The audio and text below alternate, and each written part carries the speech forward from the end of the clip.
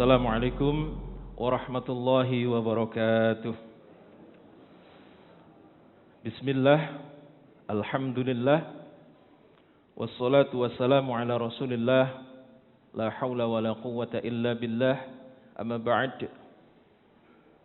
Para jamaah sekalian, kita mulai kajian pada pagi hari ini dengan rasa syukur kepada Allah Subhanahu wa taala atas semua limpahan karunia nikmat-Nya. Kemudian salawat dan salam mari kita selalu haturkan kepada Nabi kita Muhammad sallallahu alaihi wasallam. Mudah-mudahan kita nanti termasuk di antara orang-orang yang mendapatkan kehormatan disambut beliau di dalam telaga Kautsar, mendapatkan minuman, mendapatkan naungan sekaligus syafaat dan masuk surga bersama beliau. Amin ya rabbal alamin. Baik para jamaah sekalian, kita lanjutkan perjalanan daripada pasukan yang dipimpin oleh Khalid bin Walid dalam rangka menumpas gerakan-gerakan murtadin atau orang yang kembali ke dalam kekafiran. Sesuai dengan perintah daripada Khalifah Sayyidina Abu Bakar As-Siddiq, setelah menyelesaikan misinya di Bani As'ad, kemudian Bani Tamim, maka Sayyidina Khalid bin Walid kemudian mengarahkan pasukannya ke arah Yamamah. Di Yamamah ini nanti pasukan Khalid bin Walid akan bergabung dengan pasukan yang mendahulunya, yaitu yang dipimpin oleh Ikrimah bin Abi Jahal dan pasukan yang dipimpin oleh Syurahbil bin Hasanah. Ikrimah sudah sering kita dengar. Syurahbil bin Hasanah yang mungkin belum begitu familiar. Nama ini nanti akan mencuat ketika perang dengan Persia, Bu. Nanti akan mencuat bagaimana perannya, yaitu Syurahbil bin Hasanah. Nah, Khalid bin Walid kemudian menjadikan Syurahbil ini tentara atau pasukan yang dipimpin oleh Syurahbil ini berada langsung di belakangnya. Jadi nanti yang terdepan adalah Khalid bin Walid. Kemudian pasukan yang dipimpin oleh Syurahbil. Sementara sayap kanan dan kiri akan dipimpin oleh yang pertama adalah Zaid bin Khattab, yaitu saudara daripada Sayyidina Umar bin Khattab. Dan sayap sebelahnya Abu Hudzaifah bin Utbah bin Rabi'ah. Nah, di saat yang sama pula pasukan Musailamah juga bersiap-siap. Jadi Musailamah ini begitu mendengar kedatangan pasukan Khalid, dia segera menyiapkan diri untuk menghadapi pasukan ini yang nantinya akan bertemu di daerah yang namanya Aqrabah. Kemudian yang ditunjuk sebagai pemimpin ada dua orang yang kemarin kita sudah sampaikan, yaitu Al-Muhkam bin At-Tufail dan yang satunya adalah Ar-Rajjal bin Unfuwah. Yang Ar-Rajjal ini sudah kita bahas detailnya kemarin, yaitu orang yang lebih berbahaya daripada Musailamah Al-Kadzab itu sendiri. Sebab dialah yang membenarkan kenabian Musailamah. Ini sudah diprediksi oleh hadis Nabi yang disampaikan kepada Sinten kalau ini? Abu Hurairah. Okay. Baik, kita lanjutkan. Ketika pasukan Khalid bin Walid mulai memasuki daerah Yamamah, mereka kemudian berpapasan dengan sekitar 60 orang, 60 pasukan, yaitu pasukannya Musailamah yang dipimpin oleh seseorang yang bernama Muja'ah bin Murarah. Muja'ah bin Murarah. Dari mana pasukan ini? Pasukan ini dari Bani Tamim dan Bani Amir. dengan tujuan membalas dendam. Jadi ada permasalahan antara suku. Mereka datang dari Bani Tamim dan Bani Amir untuk membalaskan dendam. Karena jumlahnya cuma sedikit, maka pasukan ini kemudian ditangkap oleh pasukan Khalid. Kemudian ditawan semuanya. 60 orang ini kemudian diinterogasi. Dari mana kalian? Mau apa kalian? Jangan-jangan kalian ini adalah mata-mata. Tetapi yang terpenting adalah yang ditanyakan oleh Khalid bin Walid adalah bagaimana pendapat kalian tentang Bani Hanifah, yaitu sukunya Musailamah Al-Kadzab. Mereka menjawab, kami memiliki nabi dan kalian juga memiliki nabi. Dengan kata lain, mereka tetap mengakui bahwa Musailamah adalah seorang nabi. Mendengar jawaban ini para jamaah sekalian, Khalid kemudian memerintahkan untuk mengeksekusi semuanya atau dihukum mati semuanya. Tetapi di antara mereka ada yang mengatakan, wahai kalian, jika kalian menginginkan kekuatan, maka pertahankanlah laki-laki ini. Dia menunjuk kepada Muja'ah bin Murarah. Sebab dia adalah pemimpin suku atau pembesar daripada Bani Hanifah di antara pembesar-pembesar yang lain. Jadi Arab itu tidak ada kerajaan, yang ada adalah suku-suku. Kemudian di antara suku-suku Bani Hanifah ini salah satunya yang menjadi pemimpin adalah Muja'ah bin Murarah, yang tokoh sentralnya nanti dipimpin oleh Musailamah itu. Jadi Muja'ah bin Murarah ini adalah pembesar daripada Bani Hanifah yang dihormati dan ditaati. Yang nantinya ketika perang terjadi, maka Muja'ah ini bisa dijadikan untuk melemahkan perlawanan daripada pengikut-pengikutnya. Sebab pemimpinnya sudah bisa ditangkap atau dijadikan sandera gitu. Kalau kalian berani macam-macam, maka pemimpin kalian akan kami bunuh. Kira-kira begitu. Baik, kita lanjutkan. Sebelum perang dimulai, perang sungguhan, maka salah satu daripada teknik atau strategi Khalid bin Walid adalah melakukan perang dingin atau perang psikologis dengan mengutus beberapa orang. Ada 3 orang yang diutus. Yang pertama adalah Ziyad bin Lubaid untuk menemui salah satu daripada pemimpin yang ditunjuk oleh Musailamah, yaitu Al-Muhkam bin At-Tufail. Kemudian Ziyad ini menuliskan syair yang ditujukan kepada Al-Muhkam yang isinya adalah, penduduk Yamamah terancam kecelakaan yang tidak bisa dilepas. Bila pasukan berkuda telah menyerang mereka, maka demi Allah, sungguh pasukan ini tidak akan meninggalkan kalian kecuali kalian binasa seperti penduduk Hijr dan penduduk Ad. Ini syair yang disampaikan kepada Al-Muhkam. Jadi Al-Muhkam sama Ziyad ini dulu adalah sahabat. Sehingga ketika menemui ini masih terjaga keselamatannya. Karena sahabat. Walaupun nantinya akan menjadi musuh. Kemudian yang diutus lagi oleh Sayyidina Khalid adalah Amir bin Salih dari Bani Hanifah juga, yang masih menyembunyikan keislamannya. Jadi dia masuk Islam, dia tetap kokoh pada pendiriannya bahwa mengakui Nabi Muhammad adalah seorang Rasul, dan setelah itu tidak ada Rasul lagi, tetapi menyembunyikan semuanya itu.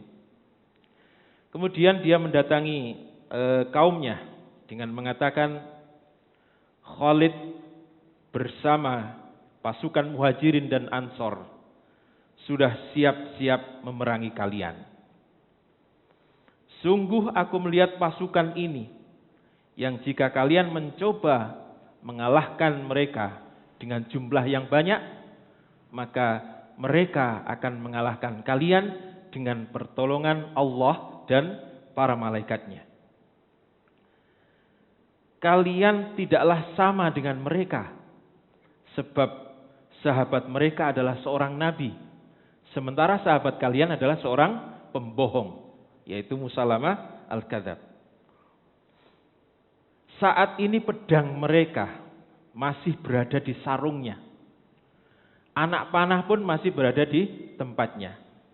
Maka aku sarankan kepada kalian untuk kembali atau berpikir ulang supaya kalian tidak memusuhi mereka dan ikut mereka.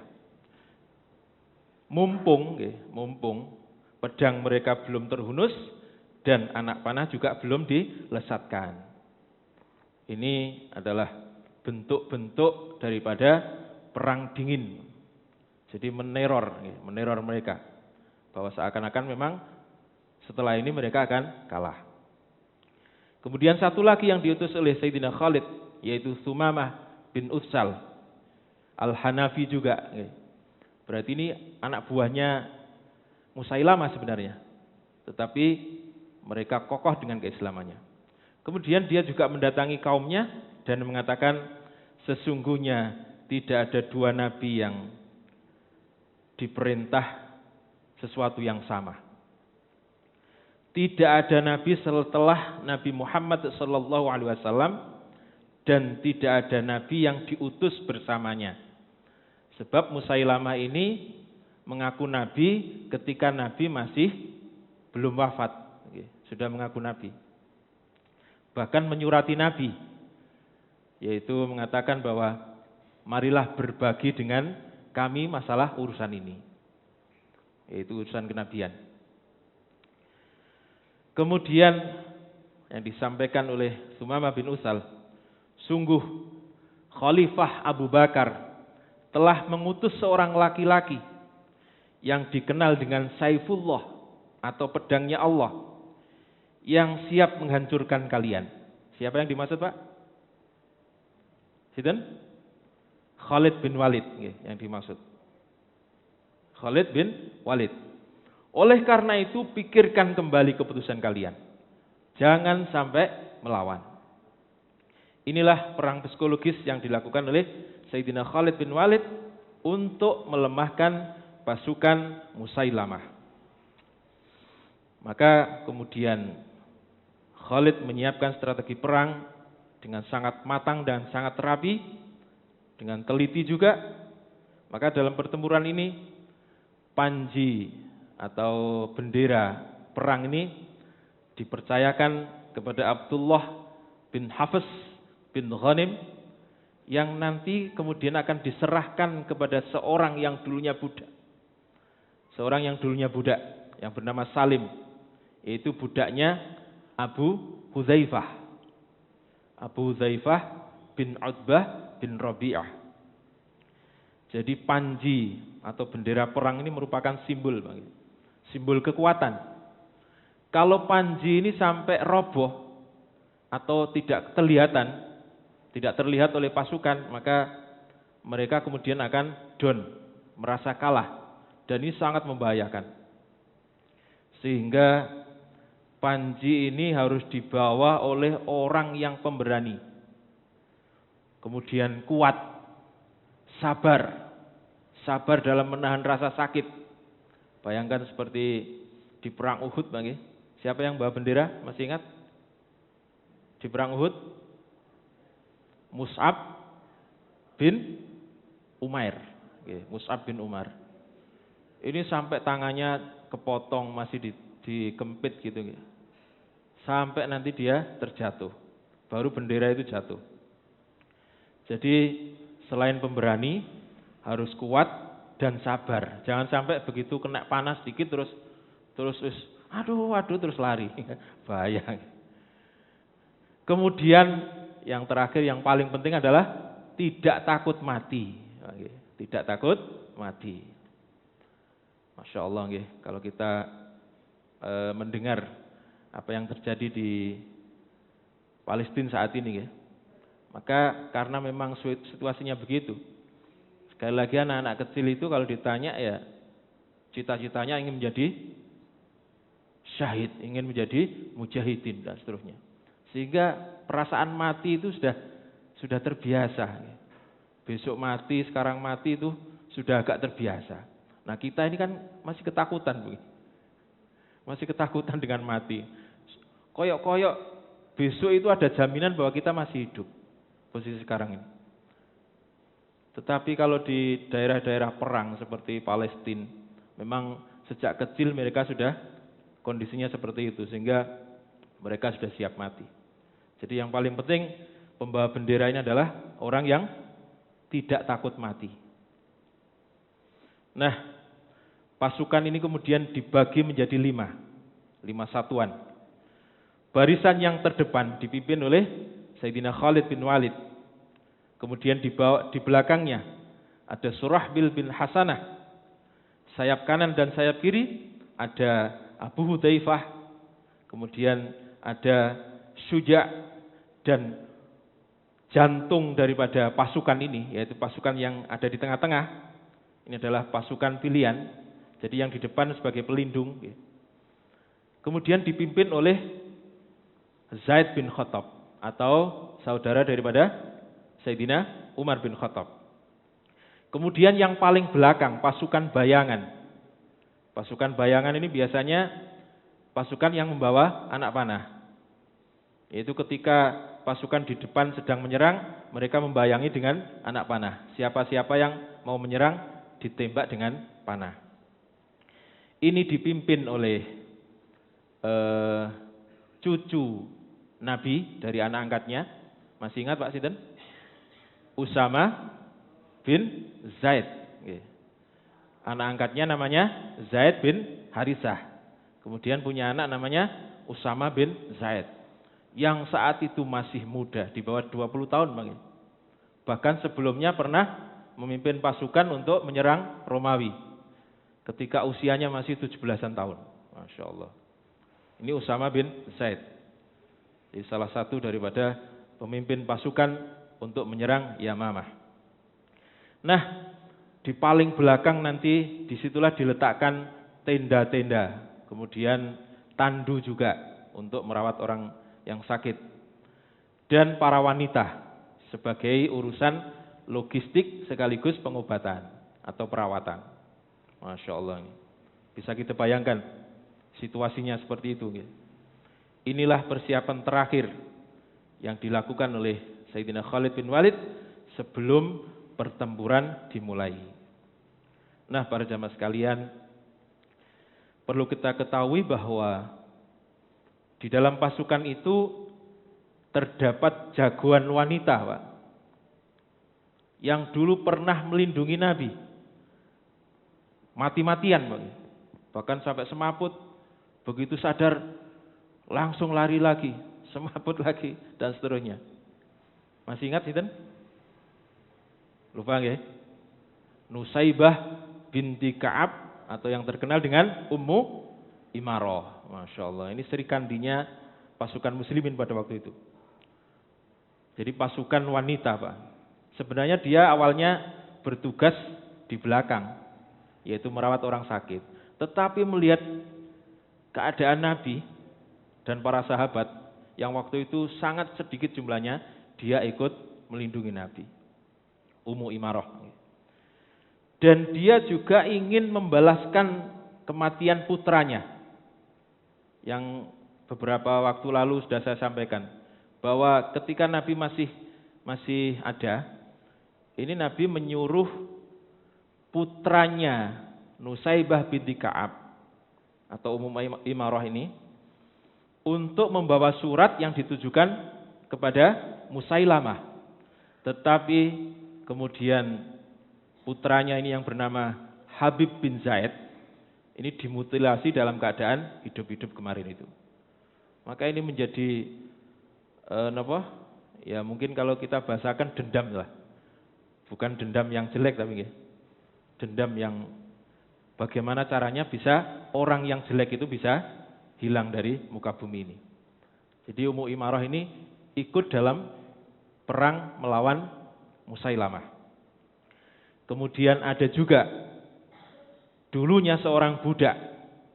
Kemudian dia ikut serta di perang Uhud dengan satu misi atau tujuan, yaitu membunuh Sayyidina Hamzah.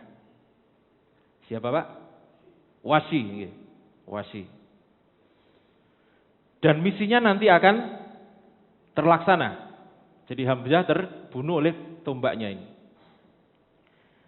Maka kemudian Wasi ini dibebaskan dari budaknya, atau dibebaskan dari dia menjadi budak, dan dikasih hadiah banyak berupa emas dan lain-lain. Ketika Fathu Mekah, atas bantuan daripada sahabatnya yaitu Bilal bin Rabah, Sayyidina Bilal bin Rabah, maka Wasi ini diampuni dan masuk Islam, Mbak. Jadi pembunuh Sayyidina Hamzah ini kemudian diampuni oleh Nabi dan masuk Islam karena permintaan daripada Sayyidina Bilal bin Rabah. Tetapi kata Nabi, wahai Wasi, jika kamu hadir di majelisku, tolong jangan di depan, di belakang saja, supaya saya tidak teringat atas pembunuhan pamanku, kata Nabi.